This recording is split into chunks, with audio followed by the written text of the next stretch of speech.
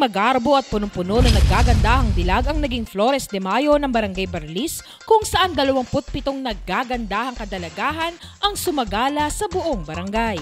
Ilan dito ay ang Queen of Families, Virgin Most Faithful, Virgin Most Renowned, Virgin Most Merciful, Queen of Virgin, Queen of Confessors, Queen of Apostles, Queen of Martyrs, Queen of Prophets, Queen of Patriarchs, Queen of Angels, Mother our Savior, Mother of our Creator, Mother of Good Counsel, Mother of Most Admirable, Mother Most Amiable, Mother Undefiled, Mother Jubilate, Mother Most Pure, Mother of Divine Grace, Mother of Church, Queen of Peace, Holy Virgin of Virgins, Holy Mother of God, at ang Holy Mary at marami pang iba. Yung tradisyon kasi nitong Santa Cruzan ay matagal nang nawala dito sa aming barangay, dito sa Barangay Barles.